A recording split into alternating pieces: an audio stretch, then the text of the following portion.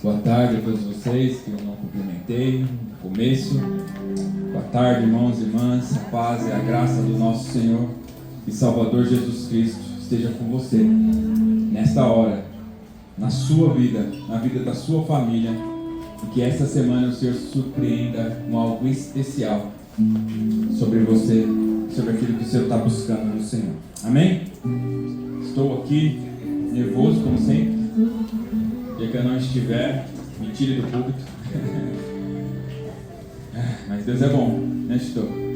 Sempre bom. Né, Alessandro? Né, James? Né, Igão?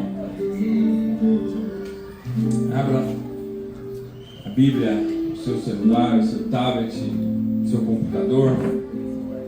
Nada como começar falando sobre reforma protestante. Hoje eu vou fazer uma breve narrativa aqui da reforma, e depois eu quero entrar em algo que o Senhor colocou no meu coração falando sobre reforma.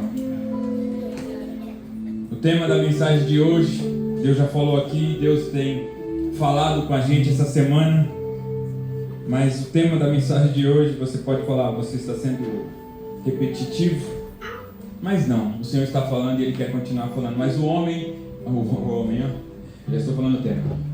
O tema da mensagem de hoje é o homem do espelho. O homem do espelho. Romanos 12:2. Antes, abre aí, segura aí Romanos 12:2 na RA ou RA para alguns. A mensagem da reforma é a seguinte: Ecclesia reformata et semper reformada ex. Tentando falar latim, irmãos. Tá, igualzinho, né? Igualzinho. Vou falar de novo, para ver se você decora aí, ó. Ecclesia reformata et semper reformada ex. O que quer dizer? Quem pode me dar a tradução do latim aqui? Por favor, irmãos, é vocês agora. Igreja reformada, sempre reformada. A igreja reformada é sempre reformada. Quer dizer, uma igreja que é reformada, como foi ali 1517. Olha, eu coloquei 100 anos, é que eu estou falando do Russ, 100 anos antes. Saiu bem. Uma igreja que foi reformada, que a primeira reforma dela foi ali com os apóstolos, sim. E depois ela se perdeu no caminho, e aí teve que levantar homens que foram trabalhando até chegar no nosso irmão, amigo Lutero. Ela precisou ser sempre reformada. Uma igreja precisa estar sempre acordada. A igreja precisa estar sempre alerta. Irmãos, a Cris falou algo aqui hoje, que a gente está beirando as portas do fim, irmãos, e você vai continuar dormindo? É tempo de reforma. É tempo de reforma? Sim. Todo tempo é tempo de reforma. Romanos 12:2. Eu vou ser rápido, eu não vou ficar fazendo muitos comentários, creio eu. Quem manda não sou eu. Eu vou pegar o embalo da pastora que eu vou falar. Segura a onda aí. E não vos conformeis com este século, mas transformai-vos pela renovação da vossa mente, para que experimenteis qual seja a boa, agradável e perfeita a vontade de Deus. Não vos conformeis, fala de metanoia. Isso fala claramente sobre reforma, irmãos, porque senão a gente se acomoda. A gente se parece com o mundo se a gente se conformar. Mas quem não se conforma, reforma. Ó, combinou, né? Quem não se conforma, reforma. Você está precisando de reforma? Você precisa de reforma, Sérgio? Você precisa de reforma, Brunão? Eu preciso de reforma. Um versículo na Bíblia que tem a palavra reforma. O ano passado eu li, eu não sei se você escreveu, mas eu quero ler novamente aqui no contexto de que o escritor de Hebreus está falando sobre o sacrifício dos animais, o sacrifício, e agora tinha o sacrifício perfeito. Quem é o sacrifício perfeito? E aí ele leu o último versículo, o versículo 10 de Hebreus 9. Os quais não passam de ordenância da carne, baseada somente em comida e bebidas, e diversas absoluções, imposta até o tempo oportuno de... Estão comigo? Era para vocês falar agora, então vou ler de novo, tá? Os quais não passam de ordenância da carne, baseada somente em comidas e bebidas, e diversas absoluções, imposta até o tempo oportuno de reforma. A palavra reforma é diotosos. Esse aí. Eu não falo grego. Fala o significado de endireitar, pôr completamente em ordem. Sentido físico de endireitar, restaurar a condição natural, normal de uma coisa que está desalinhada, que você volta ao alinhamento. Ou como a junta do corpo, quebrada e inchada, aí depois ela com descanso, com uma tala, com um gesso, ela volta para o seu lugar. Atos e instituição de reforma. Breves comentários aos nossos reformadores. E depois a gente vai para aquilo que Deus quer falar com a gente nesta tarde. Os reformadores Martinho Lutero e Calvino, contemporâneos da época, um em Genebra, o outro em Alemanha, um na Suíça, né, e o outro na Alemanha. Eu estava vendo ontem, a nega falou: que relógio é esse, papai? Eu falei: é o relógio lá de Genebra, onde a gente estava lá, que a gente foi o ano passado. Você não lembra? Foi passado? Foi, né? O tempo passa tão rápido ultimamente. Irmãos, os contemporâneos, eles fizeram uma grande revolução. Jovens e adolescentes que estavam no filme de ontem, aqueles homens da década de 70 fizeram uma grande revolução. Eles podemos dizer que eles fizeram uma reforma. E não foi diferente na época de Martinho Lutero e Calvino. Eles, a palavra reforma no nosso dicionário fala de uma ação de reformar, mudança introduzida a algo ou um aprimoramento, obtenção de melhoras, resultados. A etimologia da palavra diz que é a forma regressiva de reformar, do latim reformare, da forma primeira, você trazer aquilo que foi inicialmente feito, como Jesus ensinou quando ele estava com os seus: ficar em Jerusalém até que do alto seja revestido de poder. Aí quando desceu o poder de Deus, a igreja ali, ali nós temos que parecer com a primeira igreja, ok? Essa é a igreja que nós almejamos. Esse é o caminho que devemos trilhar. Voltar a ser a igreja de Atos. Na época da igreja de Martinho Lutero, a autoridade estava com a igreja. A igreja tinha toda a autoridade. Ela mandava e desmandava. Ela que instituía reis, ela que derrubava, ela que ungia, ela que via, como eu disse, se a mulher estava preparada para casar, se estava virgem ou não. Era o papa, era o bispo, era o cara que ia lá ver se ela podia casar com o rei, se ela realmente era donzela. Eles tinham muitos concílios, e os concílios decidiam o que iam fazer e o que não iam. Só que eram governos falhos, homens que hoje, essa semana, eu não sei se você ouviu, um padre falando que se você começar a ler a Bíblia, você não é mais católico. Vocês viram isso? Porque quem lê a Bíblia é protestante. Porque a Bíblia foi instituída pela igreja. Então a igreja é maior do que a Bíblia. Ele falou isso, irmão.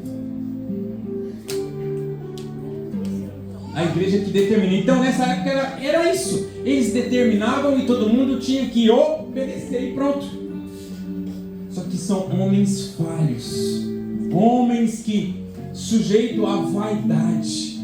Se você que assistiu o filme ontem também, se você não assistiu, o Grace também aqui voltou a falar. Um homem de Deus que estava sendo usado por Deus, esqueci o nome lá do hippie. Lonnie. O Lonnie estava lá no maior pauleira, igualzinho Jesus. Até o Benjamin falou quando viu ele aparecendo no filme, ele falou: mas é Jesus? Eu achei que era Jesus. E aí quando questionaram ele falou assim: é essa meta que eu estou buscando, é este lugar que eu quero buscar, eu quero me parecer. Só que ele, como estava sendo muito usado por Deus, o que aconteceu? Se achou, cara. Se achou, cara. Imagine se a gente depositar todo o poder na mão do Paulinho. E é ele que manda em tudo agora. Ele ia cantar da hora de acordar a dormir. Irmãos, nós somos mal. Sabia, Tati? Se não tiver quem te acompanhe, quem fale na sua vida, quem te repreenda, quem te chama para baixo. Não é, Adalva, se a Ana não te segura. Se você não segura a Ana lá em casa, é assim, irmãos. Quem me pastoreia lá é a Cris, e eu pastoreio ela. E vocês me ajudam.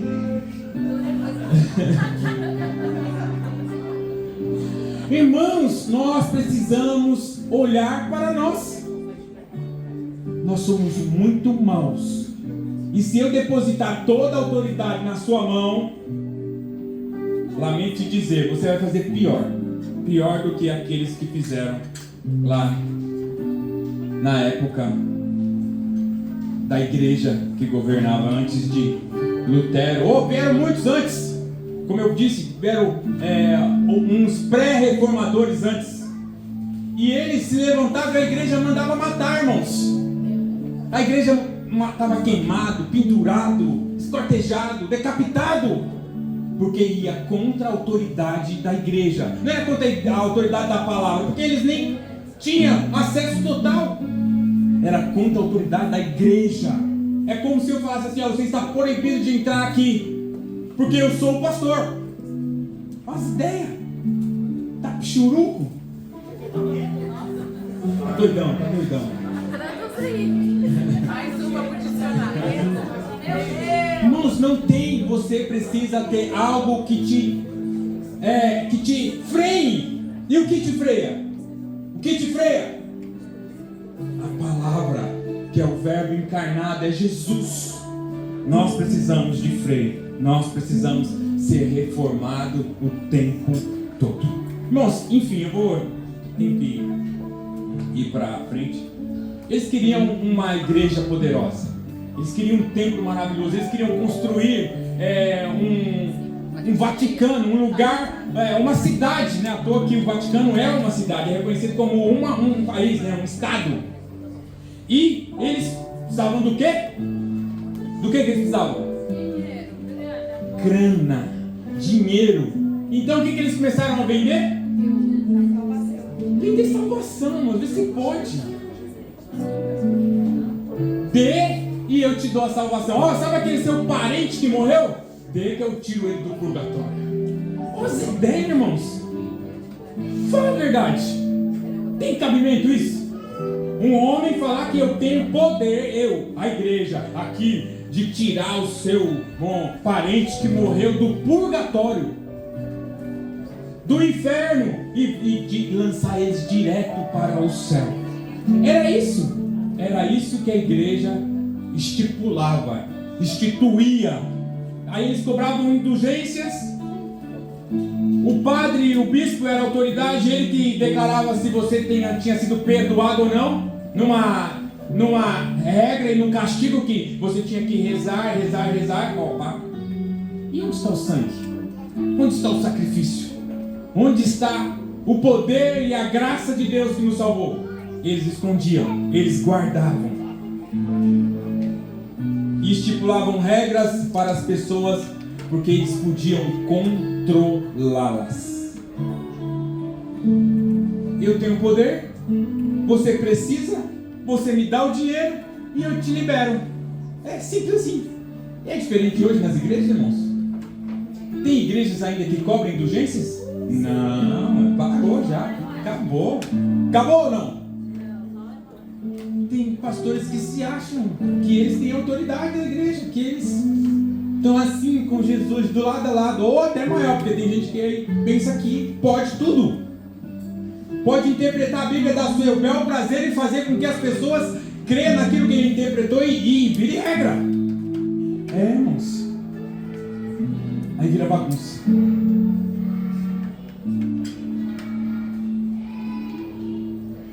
As pessoas não tinham acesso à palavra.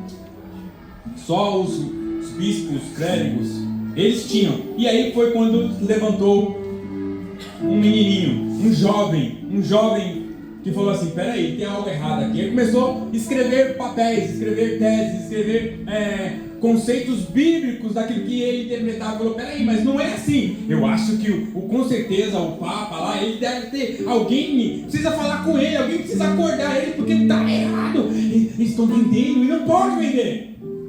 Ele ficou louco.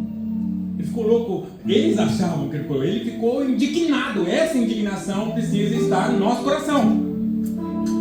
Nós precisamos ser esses que indignam com a mentira. Amém. E se regozija com a verdade. Pois é, irmãos. E vocês sabem a história. Eu indico você assistir mais uma vez o filme Lutero. Ele ensina sempre. Ele nos desafia. Irmãos, e o filme de hoje tem tudo a ver, né? Tem tudo a ver com reforma.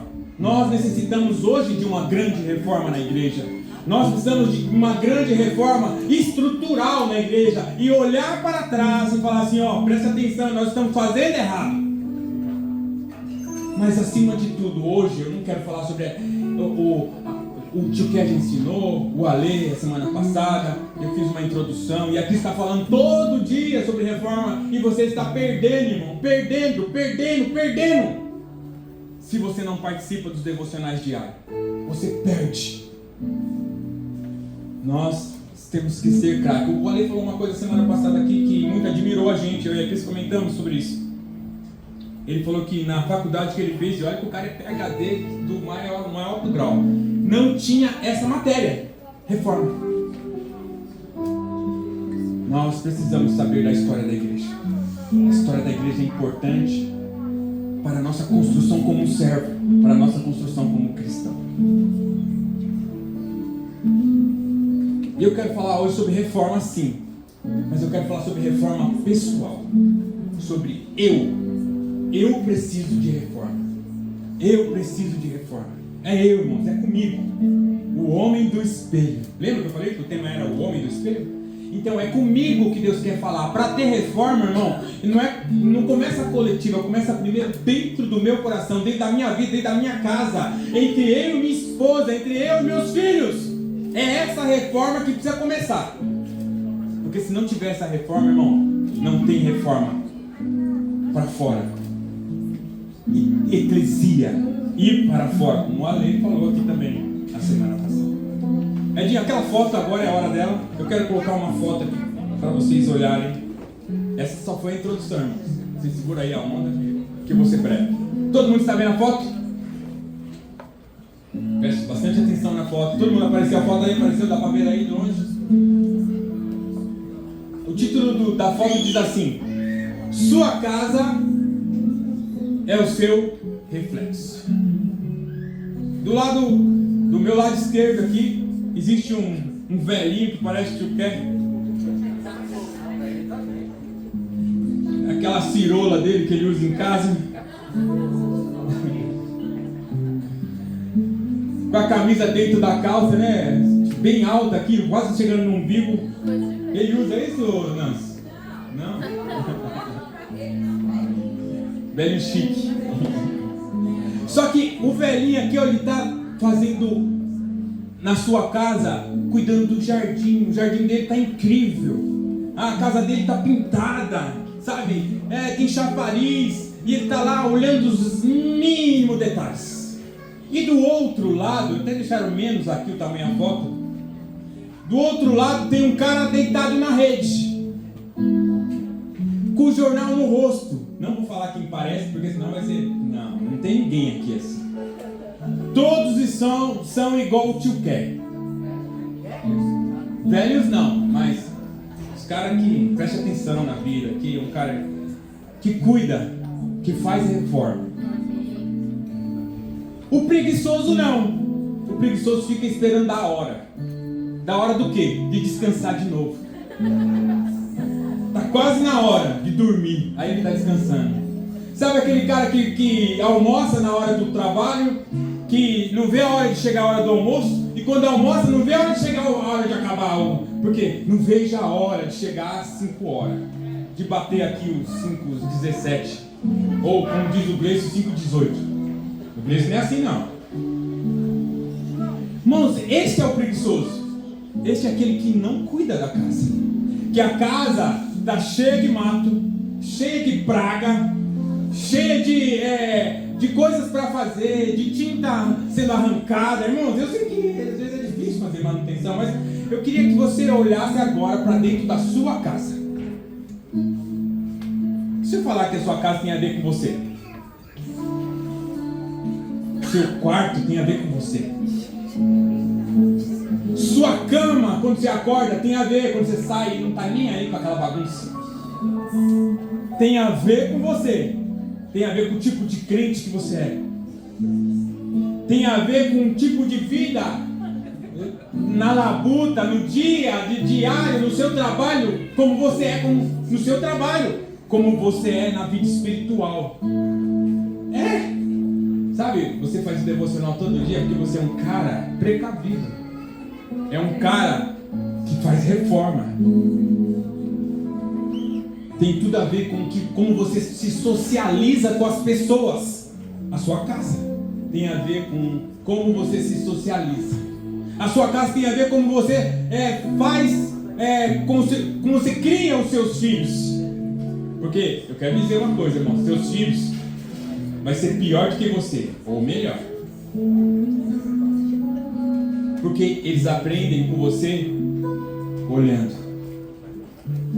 E eles já reproduz seriamente aquilo que vocês são em casa.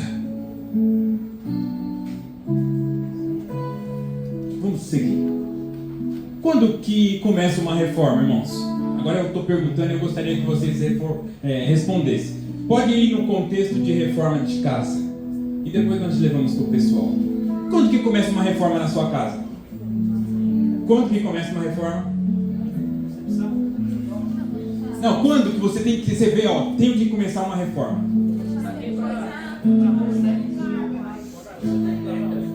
Como? Quando você vê que tem alguma coisa errada. E se eu falar para você que reforma começa a partir do momento que você levanta? Porque a reforma começa com os detalhes, irmãos. Porque Deus é detalhista. A reforma, levando para o lado pessoal e espiritual, é quando você acorda e você pensa primeiro em Deus. Para o lado espiritual, ok? Quem concorda comigo? Diga, eu concordo. Agora, olhando para o lado físico, para o lado da sua casa, para o lado da reforma da sua casa. Se você tomou um café, irmão, se você fez um café, a Cris falou isso lá ontem, que a gente fez um almoço, um café e um trabalho fazer café. E aí você vai preparar, você faz o café, você pega o coador, aí você vai fritar um ovo, você vai fazer um ovo mexido, você vai fritar uma banana. Eu gosto de banana da terra, então eu vou fritar uma banana porque eu gosto de banana da terra com nata, é delícia. E aí você todo prepara e quando você termina de comer, você olha para a pia. Aí você diga, misericórdia. A reforma começou ali, naquela hora, irmãos. Porque você tem que lavar. Você tem que varrer o chão. Você tem que passar o pano. E ontem foi o dia das crianças. O Azaf, a Radassa e o Benjamin. Eu fiz o café, nós comemos e eles lavaram. E no almoço foi invertido. E vamos aplaudir o Azaf. Lá em casa tem que ensinar, não é assim? Como é na sua casa, ele vai ser, irmãos. Quando ele reclama que eu sou muito rígido, Eu falei assim, você vai fazer isso com o seu filho? Você não vai deixar ele ficar à vontade no celular, porque ele tem tempo no celular. E quando acaba o tempo, pum, bloqueia. Eu falei, papai, é muito pouco tempo que você quer que eu deixe livre? Você vai fazer isso com o seu filho? Já leva logo. Vai deixar o seu filho fazer o que ele quiser? Não, aí também não, né, papai? Ah, então, é assim. Irmãos, reforma, sujou, lavou. Pequenas coisas são reforma. Irmãos, pequenos começos mudam a sua história. Eu te desafio, falando de casa, quando começa a reforma na sua casa? É todo dia, é toda hora, é a partir do momento que você acorda. Começou a reforma diária. E quando você termina o dia, você fala assim, ó, cumpri minha meta. Hoje eu fiz tudo o que tinha que ser feito. Irmãos, a vida não é fácil não. A vida é uma guerra. Da hora que a gente levanta, e quando dorme tem um monte de pesadelo ainda espiritual, às vezes, que a gente tem que levantar orando. Ah, eu tive um pesadelo, vamos orar. Irmãos, a vida é uma guerra, então todo dia tem reforma. Todo dia, hoje é dia de reforma. Hoje não deu tempo de arrumar a cama, né? Corrido, né? Lá em casa não teve jeito.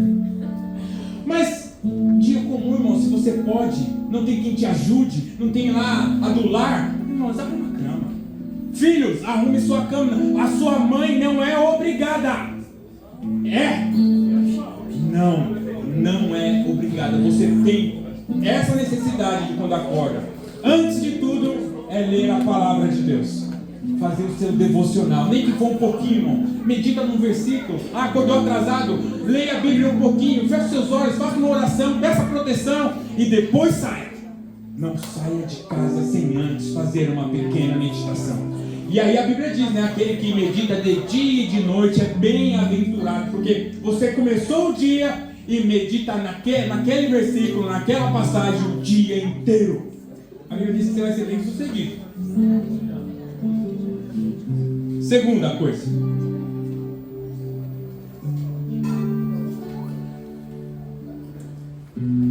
Às vezes dá vontade de fazer reforma. Toda vez a gente está com coragem de fazer reforma. Agora falando do lado físico da sua casa. Sabe quando a tinta está caindo? Quando entupiu alguma coisa? Quando aconteceu uma coisa que é extraordinária, e você olha para aquilo e você fala, ai misericórdia, tem que arrumar. O portão quebrou, o pressurizador pifou, lá em casa é assim. Aí só sobra para mim. Para quem mais? Daqui a pouco o WhatsApp vai. Eu já estou treinando o WhatsApp, ele já atende o portão, né? O portão é seu agora. Irmãos, preguiça dá, não dá preguiça? Os que gostam de arrumar a casa. Ai, tem que arrumar, tem que fazer. Lá em casa tem uma porta do escritório que quebrou. E ela é aquelas portas camarão, sabe? Tem uma correntiça, que negócio difícil de arrumar. Irmãos, por que a gente tem que pagar tudo? Tá lá, eu coloquei a massa para o pino saiu, aí eu coloquei a massa, estou esperando secar, eu vou arrumar em nome de Jesus. Olha que Isabel. Irmãos, mas às vezes você chega em casa cansado. Aí você fala, tem que fazer, e o que você faz? Você faz igual aquele cara ali, ó, você vai deitar na rede. Você vai pegar o controle remoto. Você vai assistir o seu futebol, que não acrescenta nada. Só perde tempo. Irmãos, a vida é rápida. Passa no piscar de olhos. E você não está cuidando da sua casa. E você está formando um filho ou uma filha igualzinho a você. Por causa da sua preguiça. Não sabe fazer? Aprende. Não tem condição, paga, mas faz. Vai no YouTube. Vai no YouTube. Tem os caras que aprendem aí coisa errada. Faz tudo errado. Então, irmãos, não tenha preguiça. Você precisa estar pronto para fazer a obra que o Senhor chamou para fazer. Amém. Quando que nós entendemos que precisa de uma reforma? A gente já falou, eu vou só reiterar. Pequenos sinais.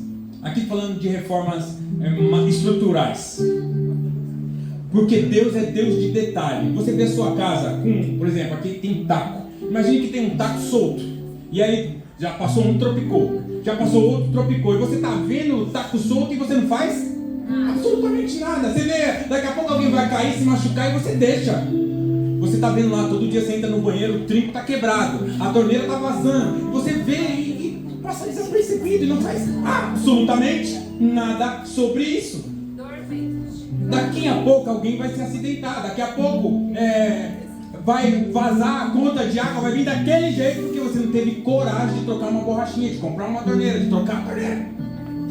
Irmãos, Deus é Deus de detalhe. Você vê uma pintura mal feita, irmãos, pinta, conserta, reforma.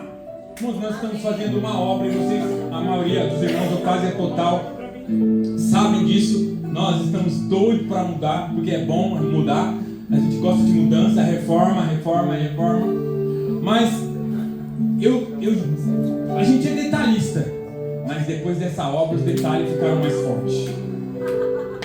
Meu Deus, agora a gente entra num restaurante, num banheiro de restaurante ou num lugar, aí fala assim, caramba, as pessoas não limpam aqui? Caramba, o banheiro, tá sem tampa de bacia. Como é que pode você receber alguém na sua casa e não ter uma tampa na bacia? Não é mandando recado, mas se não tiver, irmão, pelo amor de Deus. A descarga não funcionando. Você tem que pegar balde. Isso fala de você, irmão. O banheiro fedendo. Compra um cloro, compra um desinfetante. Irmãos, fala da gente. Fala quem nós somos. Nós precisamos de reforma. Estou terminando. Essa parte. Quando termina a reforma, então? Olhando para sua casa. Nunca tarde. Nunca tarde, porque vai ser tarde e não vai acabar. A reforma nossa não acaba nunca, mas a física também não. Olhando para sua casa, você acha que vai ter um tempo que ela não vai ter nada para fazer? Sempre você vai inventar alguma coisa. A Cris sempre gosta de trocar a cor da tinta. Não dá para dar um tempo. Às vezes nem ficou pronta ainda, eu não gostei da cor. Falei, vamos acostumar com essa cor primeiro. Nós temos que viver em novidade de vida. Aleluia! Eu tenho um sonho. Eu quero ser igual o Salomão, eu quero construir. Eu tinha desistido, mas o Senhor está usando pessoas para falar que eu vou continuar construindo. Porque quando está terminando uma obra, você fala, não quero mais saber de obra. É ou não é? Quem já construiu sabe. Porque nunca acaba. Mas não é para acabar. Não é para acabar. Vai acabar quando Jesus restaurar tudo. Caso contrário, a nossa reforma nunca acaba. Então a gente tem que ser igual a Jesus. Pastor, muda a cor da tinta, arruma aquele mofo que está lá atrás. Sabe que você vê e olha para ele e fala assim, o mofo. Se você olhar lá para Levíticos, o mofo era uma praga, tinha que limpar e não podia nem entrar. Tira o mofo. Tira o mofo da sua casa. Tira o mofo da sua vida. A obra não acaba, irmãos. E eu lembro que a gente mudou de ideia na obra, porque a Cris falou assim, eu quero que acabe para eu mudar. Eu falei, amor, então a gente não vai mudar nunca. Aí mudamos, assim, vamos mudar, depois nós acaba. A gente continua fazendo, agora a gente está doido para mudar, para a gente continuar fazendo, porque não dá para acabar para mudar, irmãos. Isso fala com a gente pessoalmente. Sabe que às vezes você fala assim, eu preciso tirar isso, eu preciso fazer isso, eu preciso tirar isso da minha vida para eu levar a sério Jesus. Não. Você precisa levar a sério e seguir. E depois Deus vai te capacitar. Então não espera nada, irmão, só cai para dentro. Assume. Vem fazer parte. Irmãos, tem coisas na nossa vida que na verdade não precisa de reforma. E eu quero encerrar essa parte aí, o Edinho depois pode tirar a foto. Precisa de demolição. Tem coisas, tem parede que não tem mais como consertar. Tem casa que já está caída tanto que não dá mais. Que precisa da picareta, que precisa da marreta de 15 quilos. É a marretona, né? Aquela do Manel, do João lá, aquele ajudante fortão, que dá duas derruba uma parede. tem coisa, irmãos, que não vai dar mais. Tem coisa que vai ter que ser arrancada, que não dá mais para suportar ficar vendo isso, repetindo isso. Está na hora de meter a marreta nisso. Essa parede não tem mais solução. Estica e faz uma sala maior. Só tem infiltração.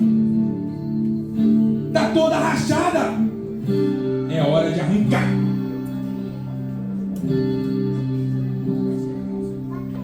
Introdução feita. Segunda introdução. Tiago 1. Vamos ler aqui um contexto. Tiago 1. Pode arrancar e colocar agora. Tiago capítulo 1. Versículo 1. Não ia ler tudo, mas vou ler, irmãos. Fica comigo, isso já é 1 hora.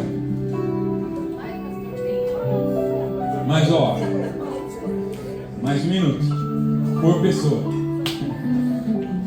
Prefácio e saudação. Acompanhe comigo. Tiago, servo de Deus e do nosso Senhor Jesus Cristo, as 12 tribos que se encontram na dispersão, saudações.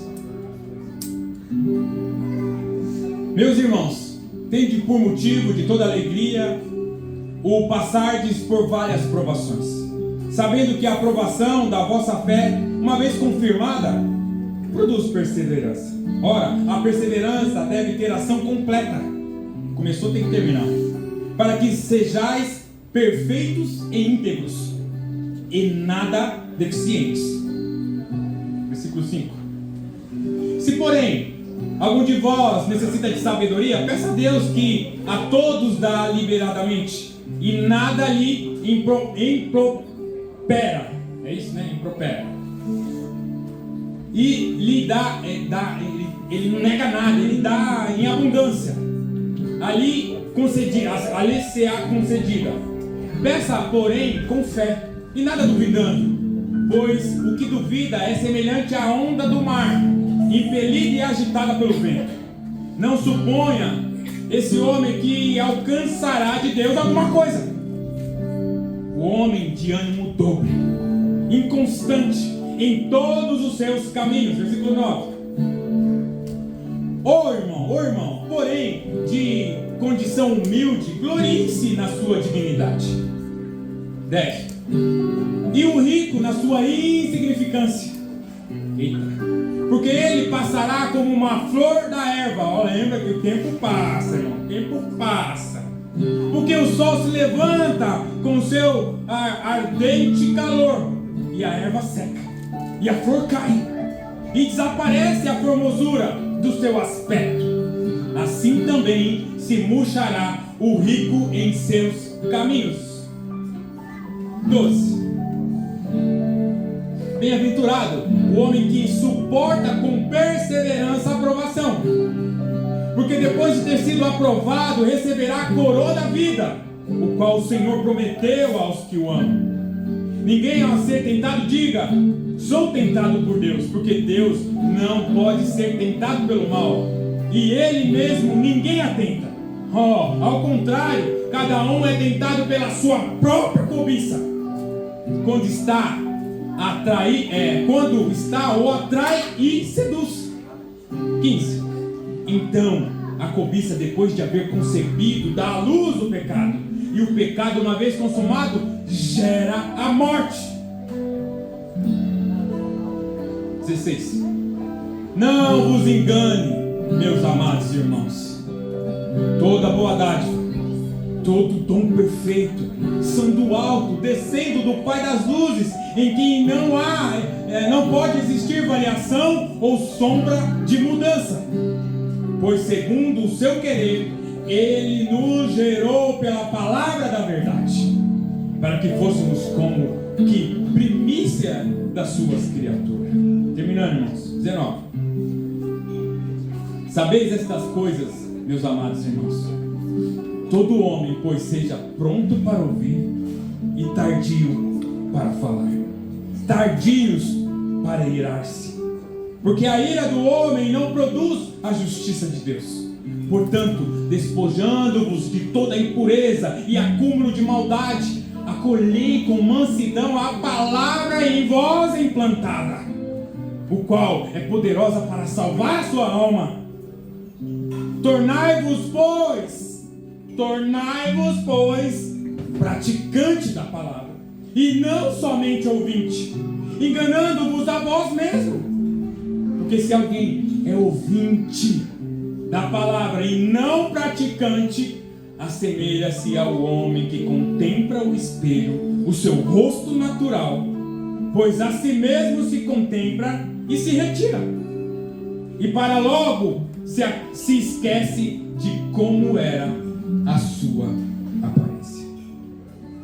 Mas aquele que considera atentamente na lei perfeita, a lei da liberdade, e nela persevera, não sendo ouvinte negligente, nem operoso, mas operoso praticante, esse será bem-aventurado no que realizar.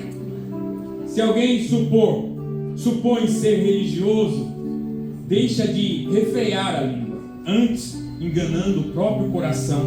A sua religião é vã. Religião pura, sem mácula, para o nosso Pai é esta: visitar os órfãos e as viúvas nas suas tribulações, e assim mesmo guardar-se incontaminado do mundo. Amém? A palavra do Senhor é poderosa. A palavra do Senhor, ela vem complementar aquilo que o Senhor quer falar. Finalizando aqui. Aqui fala do homem do espelho. A Cris trouxe um devocional falando do homem do espelho. E o Senhor falou comigo algo sobre... Eu queria falar sobre reforma. O homem do espelho veio depois, mas tem tudo a ver com a reforma que nós precisamos ter com o homem do espelho. E aqui fala que aquele que ouve a palavra e não pratica, é semelhante a um homem que se olha ao espelho e vê a sua beleza. Só que afastando ele do espelho, logo se esquece da sua aparência. A Cris falou sobre Narciso no rio, Narciso vendo a sua beleza. Irmãos, um homem que se olha no espelho é um homem que só gosta de se ver. Ele é o cara. Um homem que não faz a reforma necessária, e eu quero citar alguns homens rapidamente aqui, que não faz a reforma de sempre olhar de onde ele veio e quem que sustenta ele, porque aqui o Tiago diz que toda boa dádiva, todo dom perfeito vem só de um, do Pai das Luzes. Se existe alguma honra, se existe alguma coisa boa em você, vem de quem? O homem que se olha no espelho e olha e esquece é alguém que precisa estar sempre vendo o espelho. E o que ele precisa ficar vendo sempre? Ele mesmo. E quando a gente olha para nós mesmos, a gente não vê os outros. Quando a gente olha para nós mesmos, a gente só se preocupa com o eu, só se preocupa com a minha vontade, só se preocupa em os meus ritos e aquilo que eu desejo. Eu preciso sempre estar olhando para o espelho. E alguém que reiteradamente fica só olhando para o espelho, consegue fazer alguma coisa? Consegue fazer alguma reforma? Porque eu sou o centro. Eu sou o tudo. É o cara que só reclama dos outros. É o cara que só critica os outros. Tudo que os outros fazem nunca está bom para ele, porque eu sou o centro. E eu preciso sempre estar com o espelho na minha frente, para lembrar como eu sou bonito e como eu sou alguém que preciso, que tenho necessidade e que não são atendidas.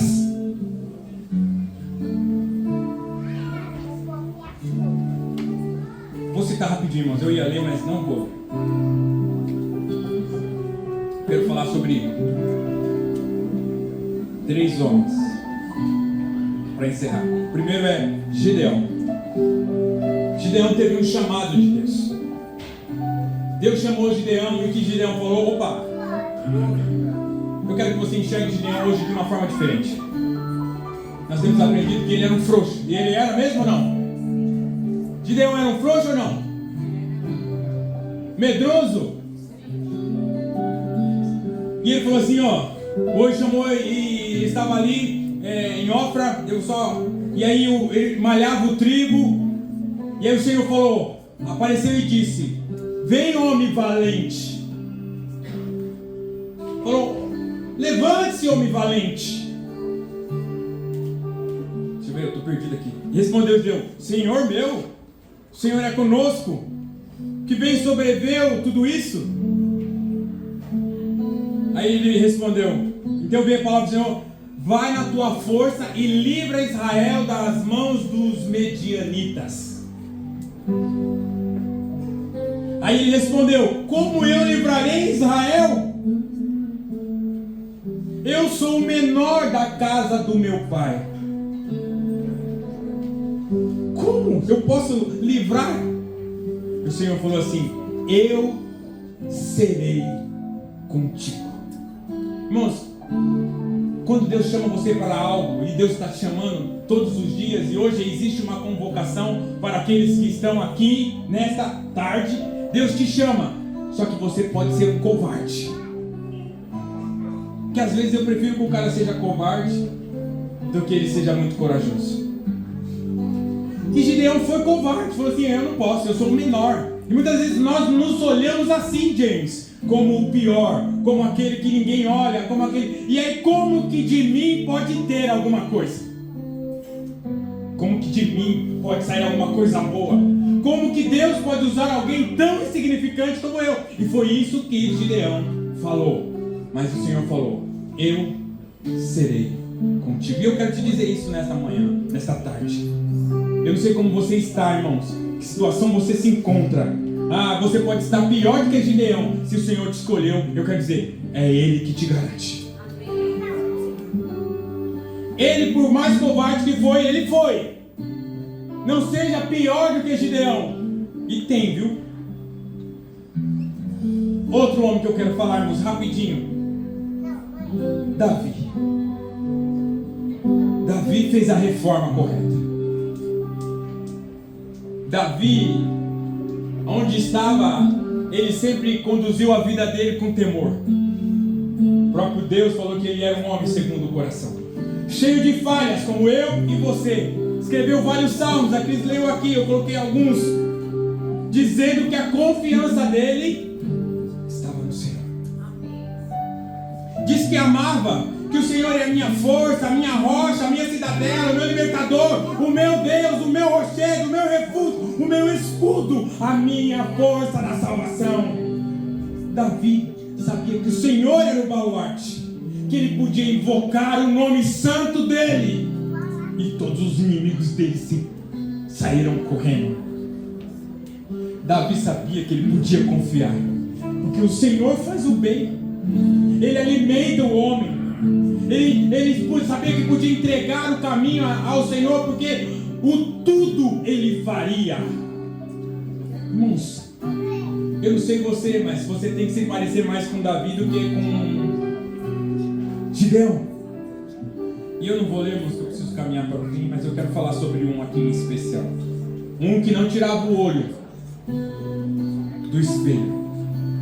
E eu quero falar sobre Judas. É isso mesmo, Judas.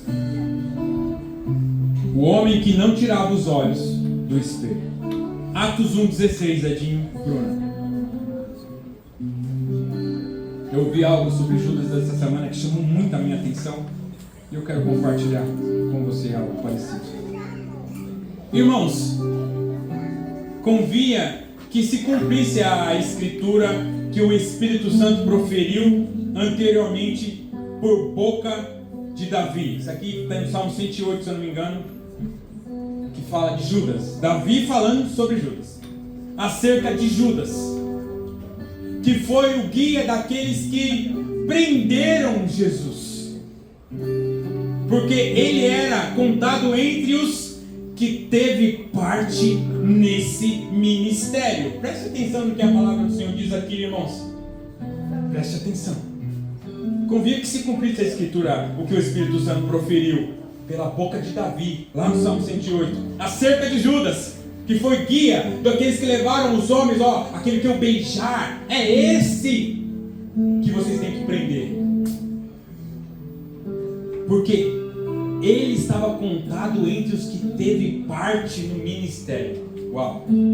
Uau! Isso fala de gente que está no meio, mas não faz manutenção. Olha só, João 12:4. Preste atenção. Preste atenção. João 12:4. Mas Judas Iscariotes, um dos seus discípulos que estavam para traí-lo, disse: por que não se vendeu este perfume por 300 denários e não se deu aos pobres? Isto disse ele não por causa do cuidado com os pobres, mas porque era ladrão, e tendo a bolsa, tirava que nele se lançava. Olha só o que dizia, o que a Bíblia diz a respeito de Judas. Judas, que quando a moça foi lá e lavou os pés de Jesus com um bálsamo e secou com seus cabelos, ele alto se indignou e disse: como assim? Ele aceita uma mulher que economizou o dinheiro da vida para fazer isso?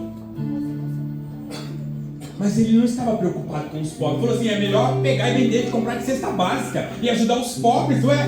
Como que Jesus? Mas ele não estava preocupado com os pobres. Ele estava preocupado com ele mesmo. Irmãos, ele era discípulo de Jesus. Ele estava no meio daqueles que faziam parte do ministério. Ele estava ali, mas o foco dele era só olhar para ele mesmo. Mateus 26:14.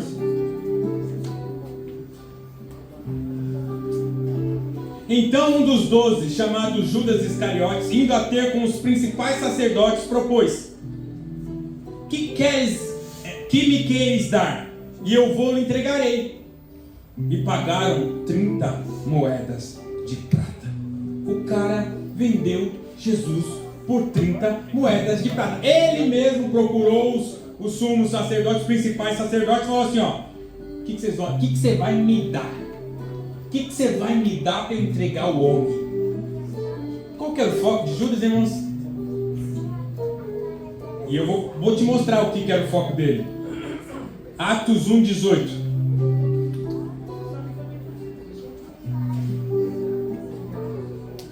Falando de Judas. Olha, este homem adquiriu um campo com o preço da iniquidade, e precipitando-se, rompeu-se pelo meio, e todas as suas entranhas se derramaram. Uau! Esse homem que tirava da salva, tirava do gasofilácio, tirava do dinheiro da viúva, ele, com o dinheiro que ele sarrufiava, ele comprou um campo. E esse campo depois ficou com um nome maldito. E ele comprou esse campo com o dinheiro da iniquidade. O homem que estava com Jesus, que andava com Jesus, mas que só olhava para ele mesmo. Como eu li em Tiago 1,15. Então a cobiça, depois de havido concebido a luz, ao pecado, o pecado, uma vez consumado, gera morte.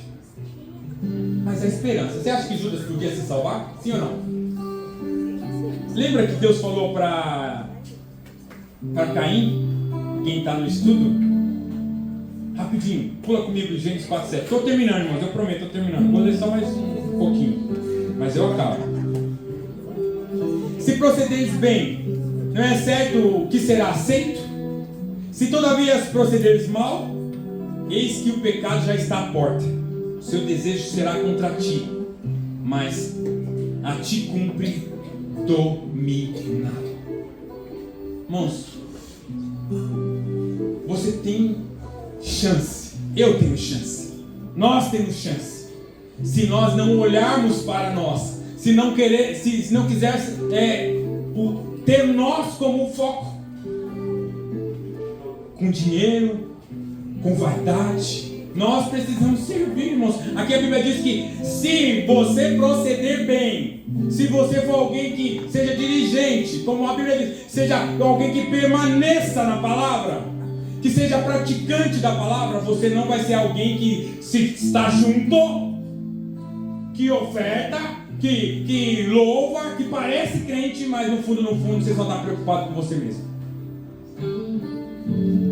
Muda o foco. É hora de manutenção. Quando nós olhamos só para nós, irmãos, nós fazemos igual Judas.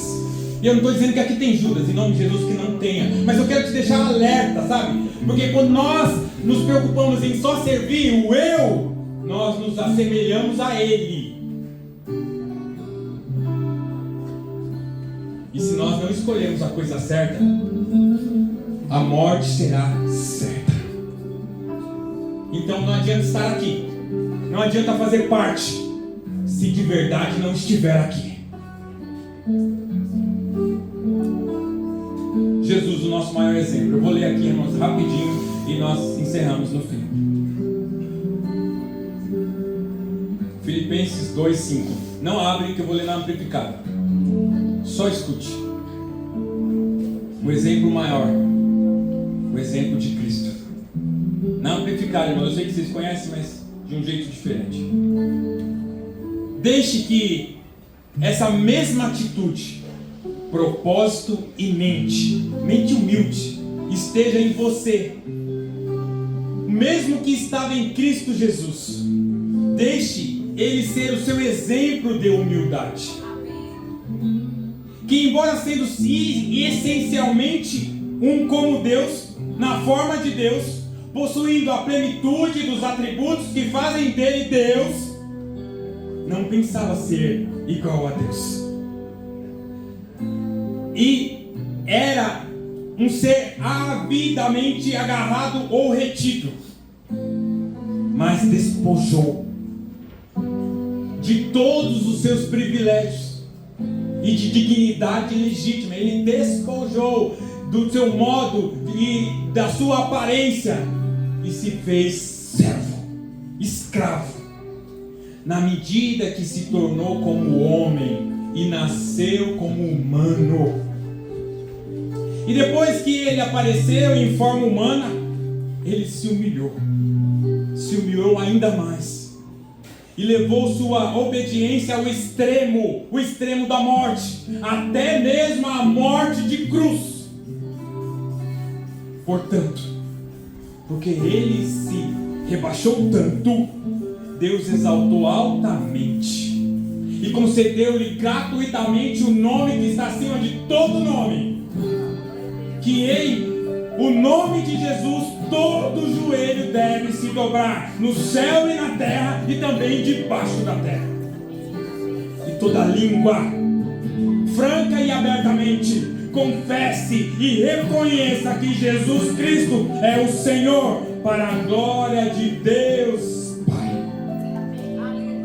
Que tenha o mesmo sentimento que houve em Cristo, tenha em você, que se humilhou, para que no final você receba a coroa e receba o corpo ressurreto igual de Jesus. Para encerrar, irmãos, vou continuar a leitura de Filipenses, ainda na amplificada, a partir do versículo 12, se você quiser acompanhar aí. Filipenses 2, 12 até o 18. Aqui fala do desenvolvimento do cristão que não olha para o espelho, o desenvolvimento do cristão que continua se reformando todos os dias, que segue olhando para Jesus, que segue olhando para o exemplo de Jesus. Portanto, meus queridos, como vocês sempre obedeceram minhas sugestões, agora não só com um entusiasmo que demonstrariam em minha presença, mas muito mais quando eu estou ausente. Irmãos, eu sei que vocês obedecem. Trabalhem, cultivem, realizem os objetivos totalmente completo. Trabalhe, cultive, realize os objetivos. Complete a obra, sua própria salvação, com reverência, temor e tremor. Desconfie de si mesmo com séria cautela, ternura de consciência, vigilância contra a tentação, recuando timidamente diante de tudo que pode ofender a Deus, e de que tudo que desacredite no nome de Jesus. Versículo 13 eu estou. Não é na sua força, irmão, pois é Deus quem está o tempo todo efetivamente trabalhando em você, trazendo energia, criando em você poder e vontade, tanto para o querer, tanto para o trabalhar, o seu prazer, a satisfação e o deleite. É Ele, vem dele. 14. Façam todas as coisas sem resmungar, sem criticar, sem reclamar contra Deus, sem questionar, sem duvidar entre si. Vou repetir esse versículo aqui, é muito importante. Façam todas as coisas sem resmungar, irmãos, sem criticar, sem reclamar de Deus, sem questionar ou duvidar entre si, sabe? Ainda fazer levantar motivos e levantar pessoas, facções. Faça, irmão, sem reclamar. 15. Porque para que vocês possam se mostrar irrepreensíveis, inocentes, incontaminados, filhos de Deus sem mácula, sem defeito, irrepreensível, no meio de uma geração tão corrompida e perversa espiritualmente, pervertida e perversa,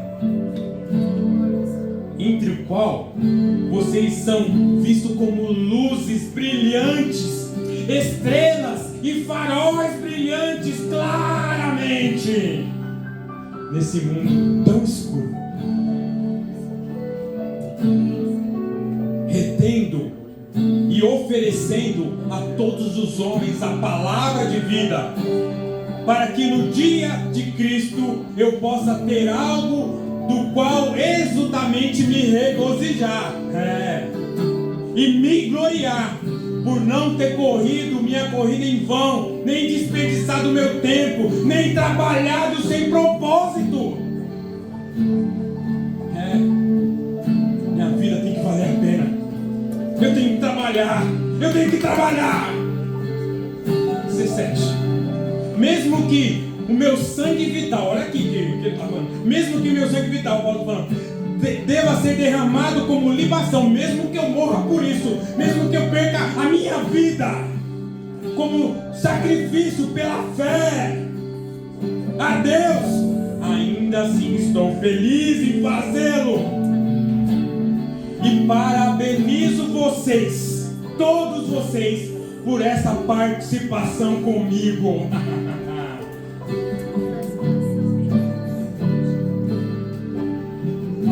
E vocês também, da mesma maneira, alegrem-se e se parabenizem pela minha participação nisso.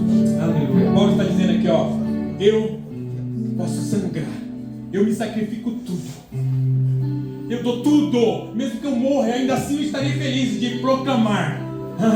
Mas faça isso também, e eu vou ficar feliz de ver vocês fazendo.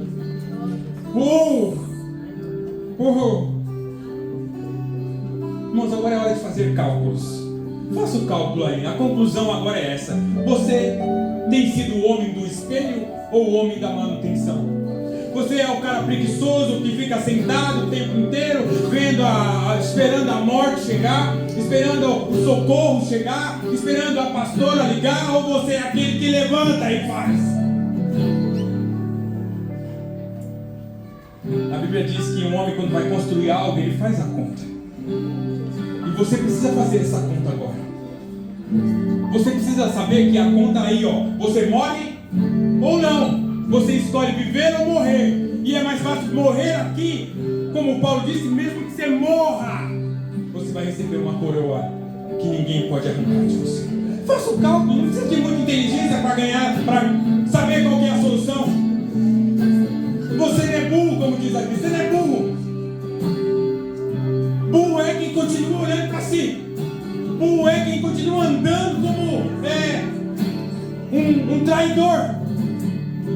Burro é quem não sabe que precisa de Deus e se entrega totalmente a Ele.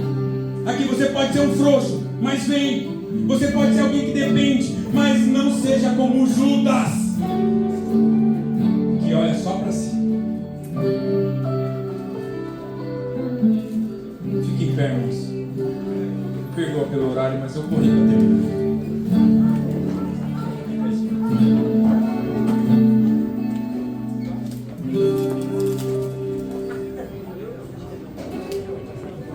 Não dá mais. Não dá mais. Não dá mais para brincar, ser crente. Revolução está no nome de Deus. Nós precisamos fazer revolução. Põe a mão sobre o seu coração. Senhor, a tua palavra é provada. Nela nós podemos confiar. E ela cumpre, Deus, para que ela foi proferida. Eu confio nela, somente nela, para continuar trabalhando em mim e na vida dos meus irmãos. Que essa palavra que foi proferida, que ela possa causar impacto e talvez pânico,